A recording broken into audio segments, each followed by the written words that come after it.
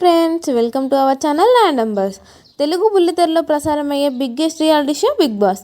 ఇక ఈ నయా సీజన్ గత వారంతో పోలిస్తే ఈ వారం టాస్కులు గొడవలతో రంజుగానే సాగుతుందని చెప్పాలి. ఇక ప్రస్తుతం వీకెండ్ కావడంతో హోస్ట్ నాగార్జున స్టేజ్ మీదకు వచ్చి హౌస్ మేట్స్ అందరితో కాసేపు సరదాగా మాట్లాడారు. ఇక అలా మాట్లాడుతూ యష్మి దగ్గరకు వచ్చి ఎలా ఉన్నావు యష్మి అంటూ అడిగాడు. దీంతో నేను బాగానే ఉన్నాను సార్ అంటూ చెప్పింది యష్మి.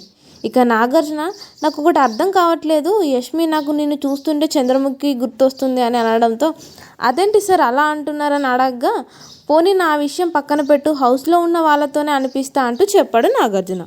ఇక ఇందులో భాగంగా శేఖర్ భాషను లేపి యష్మిని చూస్తే నీకు చంద్రముఖిలా అనిపిస్తుందా లేదా అని అడగడంతో శేఖర్ భాష, అవును సార్, నార్మల్ టైంలో బాగానే ఉంటుంది, కానీ నామినేషన్స్ అనేసరికి మాత్రం ఒక్కసారిలో చంద్రముఖిలా మారుతుంది అంటూ చెప్పాడు.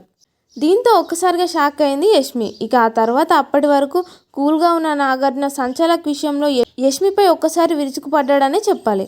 ఇందులో భాగంగా మొన్న బిగ్ బాస్ ఇచ్చిన మరమరాల టాస్క్లో మనకంటే ఎక్కువ గ్రాములు తీసుకొచ్చినప్పుడు నువ్వు పాయింట్ మనకంటకి ఇవ్వాలా లేక సీతకి ఇవ్వాలా అని నాగార్జున అడిగాడు.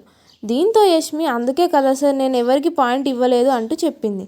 అంటే నువ్వు ఫేవరిజం చూపిస్తున్నావా? అక్కడ మణికంఠ బిగ్ బాస్ ఇచ్చిన లిమిట్ కన్నా ఎక్కువే తెచ్చాడు, అలాంటప్పుడు నువ్వు తనని కన్సిడర్ చేయాలి కదా, కానీ అలా ఎలా చేస్తావంటూ స్ట్రాంగ్ వార్నింగ్ ఇచ్చాడు నాగార్జున. దీంతో అలాంటిది ఏం లేదు సార్ అంటూ ఏమి చెప్పలేక సైలెంట్గా నిల్చుంది యష్మి. ఇక నాగార్జున మాట్లాడుతూ, యష్మి నువ్వు సంచలగ్గా ఫెయిల్ అయ్యావంటూ గట్టిగానే ఇచ్చుకున్నది కింగ్ నాగార్జున. మరి దీనిపై మీరేమంటారో కామెంట్ రూపంలో మాకు తెలియజేయండి. ఇలాంటి మరిన్ని latest interesting crazy Bigg Boss ముచ్చట్ల కోసం మా ఛానల్ని ఇప్పుడే సబ్స్క్రైబ్ చేసుకోండి. Thank you for watching.